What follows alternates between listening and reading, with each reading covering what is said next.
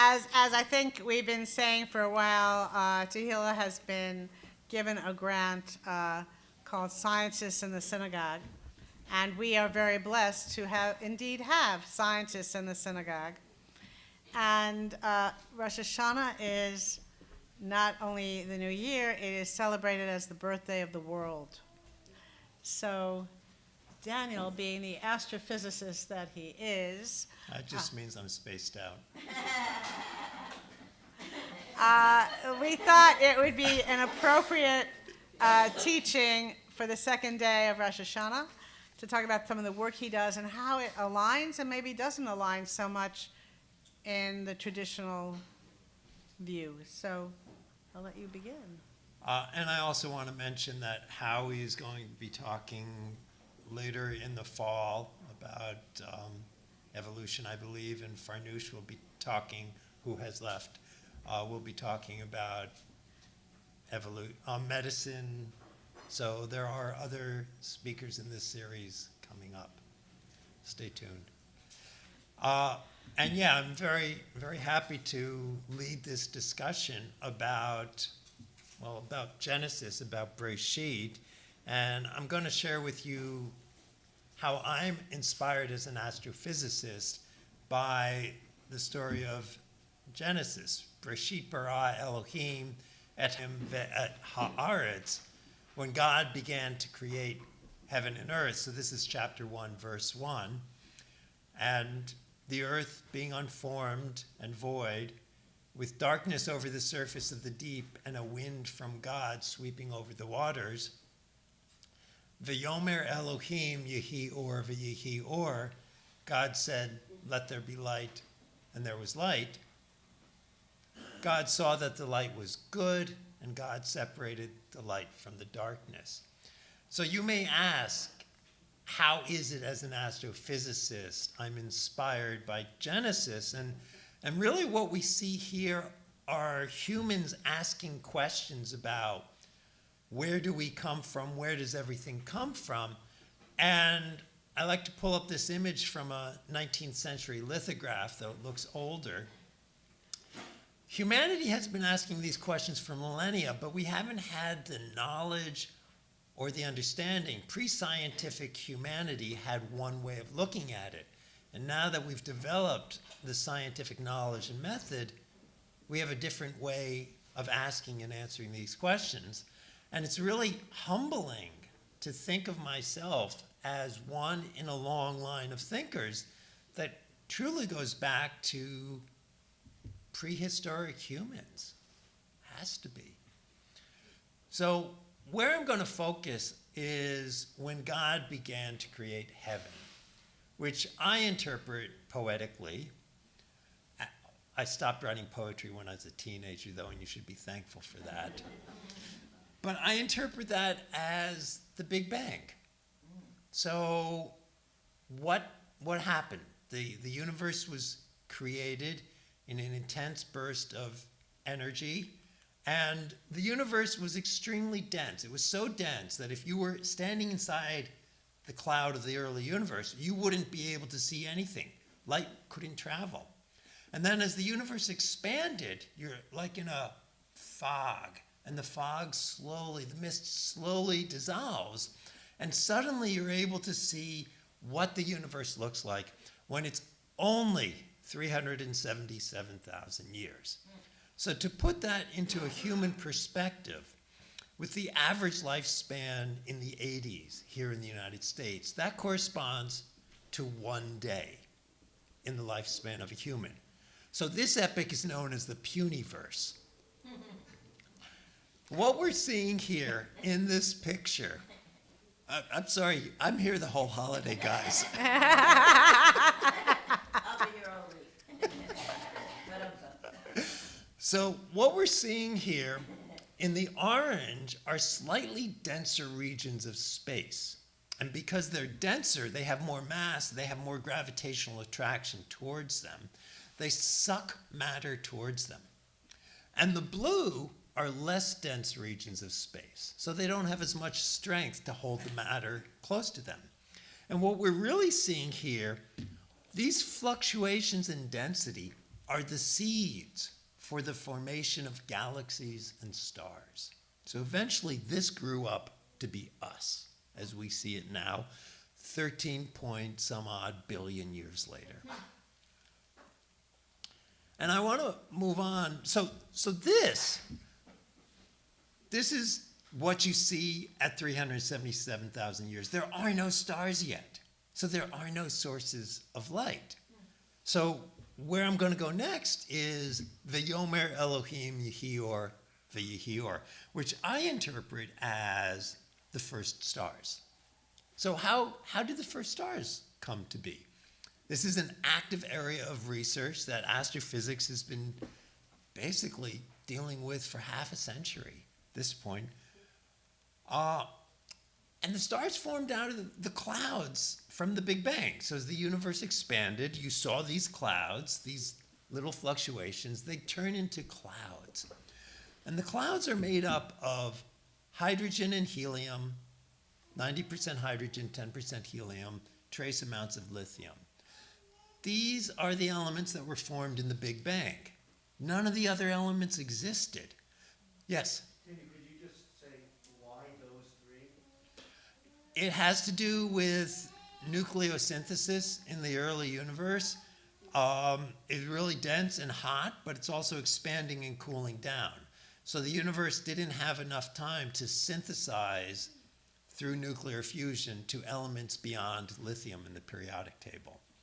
So where the other elements come from that make up our body, that make up this table, the chairs you're sitting on, came from stars, from the interior of stars, nuclear fusion happening in the inside of stars. Stars are factories to forge the elements. So when Carl Sagan said we are star stuff, we are, except for the hydrogen. That goes back to the Big Bang. So these clouds are held, and yes, if you want to ask a question, please raise your hand. There is no, well, did you bring the number 2 pencils? No, I did not. All right, so there is no quiz. There's no quiz this at the end time. of this, no. Yes, please. Why were there different densities in different parts after the Big Bang? That's a question that we're still trying to understand. It's believed to be due to quantum fluctuations in the early universe. And someone right now is doing a PhD project to try to answer that question. Yes, please. So if we're all from stars, Yeah. and stars is all from that, Yeah. then we're all connected. Connected in what sense? Shema Yisrael Adonai Eloheinu Adonai Echad. We all come from the source. We come from the Big Bang. If you want to call the source the Big Bang, yes. So and this is, and what you've already, what Counter Lois has sort of put out there is there's science, and then there's the spiritual journey. And I want to say that it comes from our human need, desire to know why. You just asked that question. Well, right, and the truth is, for so many things, we don't have the answer. And when we put this next to the biblical text, for its time, pretty revolutionary. But now we're taking it to the next step. Except for one thing. Yeah. Which came first? The chicken or the egg? Yes, the science or the source? I have a biology friend I'm always arguing with about that. Yes. Before the creation, where did the energy come from? This is One of an the questions. open question, and this is the cutting edge of scientific research is what caused the Big Bang. And we as scientists have a belief that we will be able to answer that question someday. Maybe not in my generation, but we have to leave something for the next generation to do. Was there another hand over here? Yes. Your theory of mapping Genesis to the Big Bang, is Yeah. that widely accepted? I mean, by say, theologians, or is it your particular view? Well, I'm not a theologian, so I don't think I can answer that question. But it is a common way of looking at it, and For those of us in the liberal Jewish community, I'm going to frame it that way, it's certainly often the way we teach the 6 days of creation. And part of it is the fact that, wait a second, there was light before there was the star and the moon and the sun. So there's something else going on. And what Dan's going to be talking about is the formation of stars. So yeah, before there could even be stars, there was that mass with those other things going on. Now, did we know that? That's what I said. Are those who wrote this down, did they fully, I don't know, it was intuitive. Who knows what their inspiration was? But the fact that there can be any alignment at all is sort of, I think, is more than sort of, is quite phenomenal. Yes. Yeah, I mean, I've always, I mean, I know that this is science, but it's hard, you know, when we're talking about this to, not wanting like a theological aspect to it, and in line with what you were saying, it's like I always interpreted the first light as being the awareness of God in the universe. So that's the point. So that's a different, right. So we're going to stay a little bit more on the scientific track and just sort of weave in some of the more spiritual. I'll leave you, yeah? Well, the whole thing about faith, I mean, I love what you just said. You said that scientists have the fundamental belief that they will eventually figure it out. They'll eventually find out. And Yep. that's real faith. Yeah, that is. I'm just going to fix the screen before I move on. Daniel, I just want to say one thing too, just in my sense, you have some other echoes of this throughout, not only biblical, but related to this, like the whole philosophical, theological concept of creation ex nihilo, people meditating on precisely what I would say in scientific terms might be what was there before the Big Bang, right? It's like, in some ways, it's struggling, like, okay, well, you know, if there's this act of creation Yeah. that created everything, Yeah. what was behind there, and, you know, you Oh. see as many answers to that as you see. Turtles all the way down. But there's also the response, what was before God? So it doesn't matter whether you're talking about the Big Bang or God, there's always a what was before question. Let me just We're going to continue. keep going. Yeah. So these clouds in the early universe are held together by gravity. And my clicker stopped working. It's science or? It's the lithium. It's about the lithium. We should have the mic moving the people back when we speak from over there. It's too complicated. But you've got people at the service. Oh, right. So if you want to say something, come on up, I guess, is the best way, or raise your hand. So why don't you go ahead and advance, please? Great. Okay, so the clouds are held together by gravity. That's pulling everything inward. Next, please. And next. And what happens is the cloud gets smaller. Now, many of us have bicycles, and when you pump up the air in your bicycle pump, as you squeeze down the air in the pump, the tube gets hot. And that's exactly what happens here. Next, forward, please. So as the cloud gets smaller, it gets hotter, and that heat pushes out against the gravity. So if the clouds could not cool, they would not be able to form stars, and we wouldn't be here. We're all stars, by the way. Next, please. And next. The way that the clouds cool is that there's a little bit of molecular hydrogen, that's two hydrogen atoms stuck together. We symbolize that as H with the number 2 subscript. Next, please. And imagine on the summer day, you're looking at the pavement and you see the shimmering of heat coming off the pavement. The H2 does that to the cloud. It radiates the heat of the cloud away.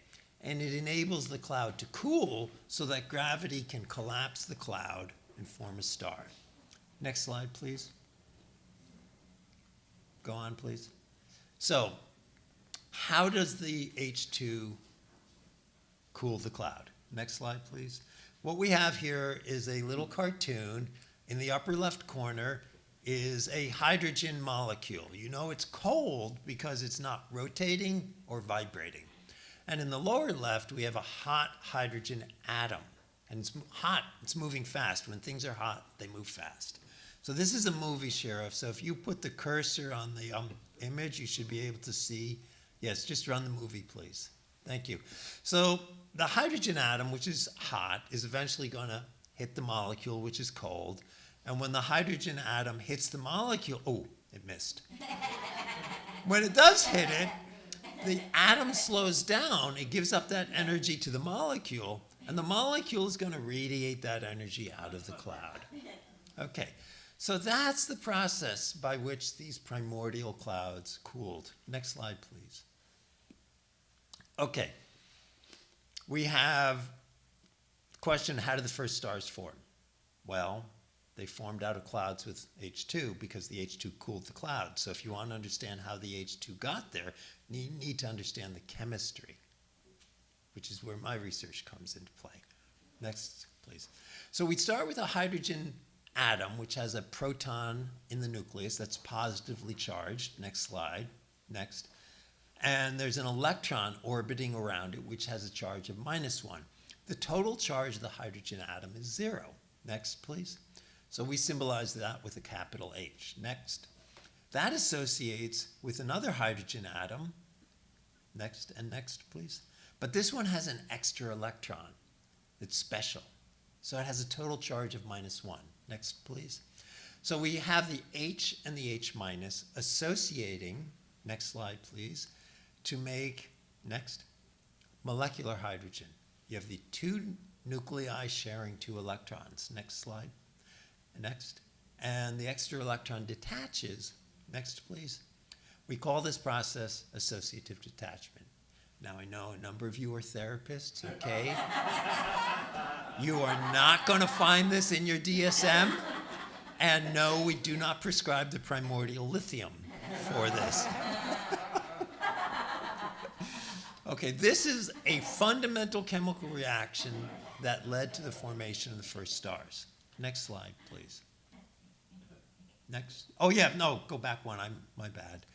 I want to emphasize this is chemistry because you have the 2 nuclei not fusing into one nucleus. They're staying separate. So it's chemistry. Next slide, please. Okay. Hold on one thing. Yeah. You're very polite, but you don't have to say please. Oh, okay. You just say next. Okay, I'll start saying in languages that hopefully you don't know. This shows how poorly we understood the chemical reaction of H minus on H making H2. On the left column, on the left side of the plot, we're showing how fast the reaction went forward. And on the bottom, we're showing the temperature scale. Next. And the black circles show the experimental measurements that were done before my group started this work. And the error bars on it show how accurately we knew the results. Everything else on this plot is a theoretical calculation. So naively, you'd think that the theories which match the experimental results must be the right ones. Next, Bavakasha.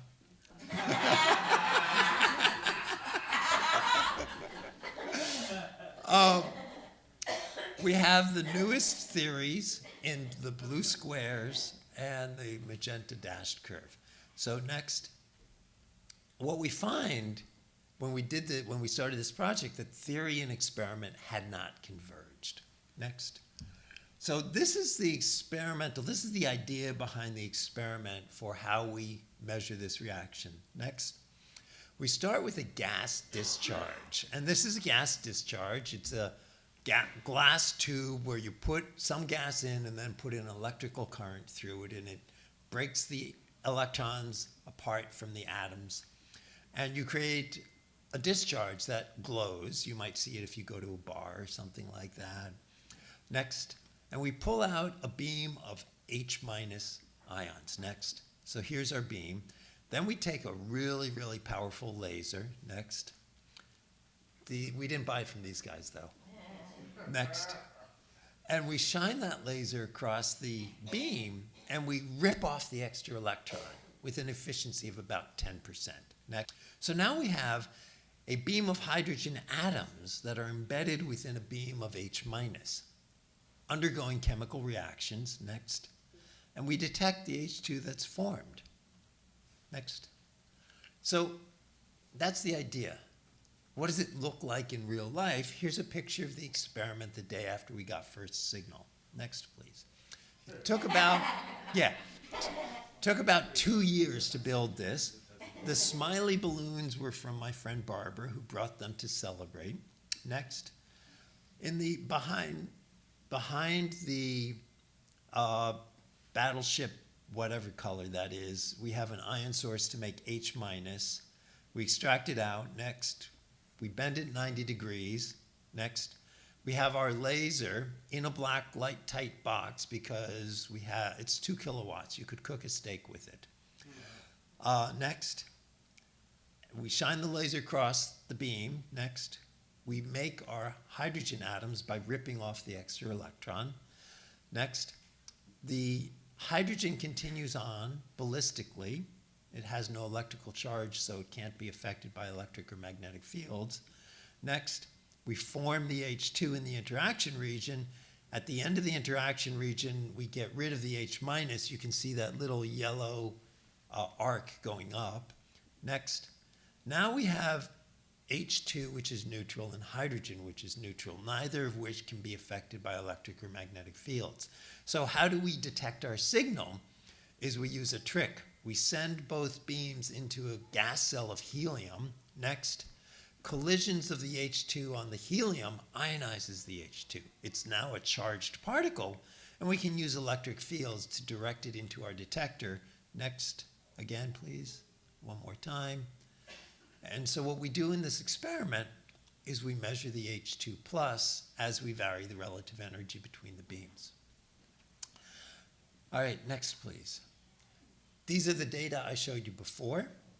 And next, when we put our results on, the solid black line shows our results. The dashed black line shows the uncertainty, how accurate our measurements are. And what we see is that we're in good agreement with the blue squares and the magenta curve, theoretical calculations, but we are in disagreement with the previous other work. Next, please. So theory and experiment have finally converged. Next. Again, what we find is that H2 forms faster than previously thought. Next, please. Which means that the first stars formed faster than we thought. Next, please. Toda rabba. We're all done. Shira, you can go back to your seat. Thanks very much for your help. So, questions, and this is the moment. Yeah, speak up. So, we thought this was another way of looking at when we see "Let There Be Light." And do you feel a divergence between science? So, can you come up to the mic, please? Because if you have a question, we're going to do like 3 or 4 questions from the mic so that the people at home can hear you.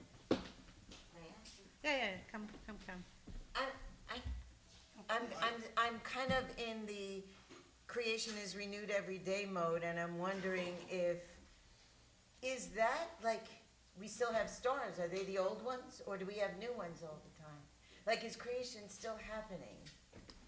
Star formation is continually happening, but the universe has peaked in its star formation process, and the rate at which stars are forming is decreasing as the universe gets older and expands.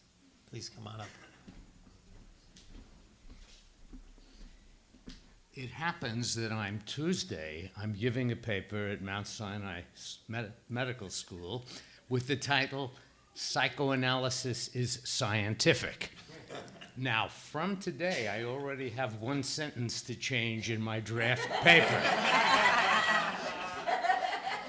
Because amongst the things I say is, well, astronomy is an observational science. And you've just shown me how your work is experimental. So thank you for that.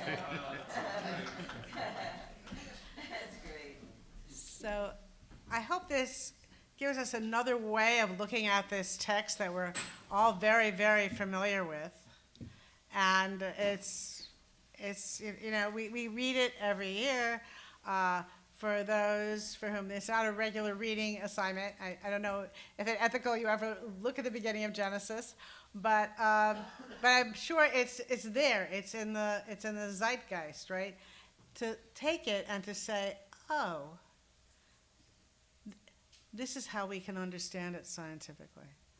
This is how we can make sense of this. It's really quite extraordinary. And from my perspective as a rabbi, it pleases me to know that those ancients had their pulse on things, right? They did not know that it was chemical. They did not know so much, but in the sort of larger picture, they had some sense of it all. And it's not, and we are not going to that place of, people were asking what was the initial charge. In our tradition, we're not talking about the clockmaker out there. Now, and there are other traditions where that is definitely a belief that there is a great clockmaker who, you know, started rolling the ball down the mountain. Not where we are. We're in some ways on the same place as Daniel is in his research. We are still grappling. We are still wrestling. What? Experimental Judaism. We're still Experimental Judaism. we're wrestling. We're wrestling with these questions. We don't have answers, and isn't that a lot more fun? I think than being told, well, this is it, right? So I want to thank you all for. Yes, Howie, come on up. No, I just wanted to say that even though we don't know that, it doesn't invalidate the power of the stories that we're telling all the time. Right. And this tradition has pulled out so much wisdom from that. So that's okay. The people at home can't hear you. That's why I said that. Can you rephrase what Howie just said? Howie is saying that science doesn't minimize the strength of the stories that are in our tradition. Thanks. Sherry, do you want to come up and say something? And then Jerry, and then we'll wrap it up. My father would ask you, how do we know? How do we know that it was 377,000 years? So there's my question. So we know the 4 laws of physics, and we, well, Some of us know. Some of us do. And some of us not so much. Scientists. Yeah. And when we look out in the sky at night, the further you look away from us, 1 light year you see 1 year ago, 10,000 light years you see 10,000 years ago. So the further you look back, or the further you look away from us, you're looking further back in time. And we know how time scales with distance. So we're able to play the movie backwards. Yeah, it's pretty awesome. Because when I was a kid, we didn't know that the universe was 13.8 billion years. It could have been 10, could have been 20. We didn't know. My father was Could have been 6,000 years. plate tectonics were not a thing. The thing I'm struck by is that as cutting edge as this is being, it's all catching up to what's already happened. Like, we're proving what's already in the universe. There's nothing like what's beyond that. And it just leaves me with a whole world of wonder and mystery, which is completely, as Howie was saying, just completely tied into spirituality. So, thanks. I have one more question, just one more question. Last one. On your video, the 2 blue dots, did they ever get to touch that one blue one? Because you left us hanging. So when the collisions happen, they are coming within nanometers of one another, 10 to the minus 9 meters, 0.000000001. I think. I always have trouble with them. I run out of fingers. Thank you for the discussion. And we want to say thank you to the Ethical Culture Society of Riverdale for joining us today and for making this possible. We loved having you here. And you're free to stay as we continue our service. And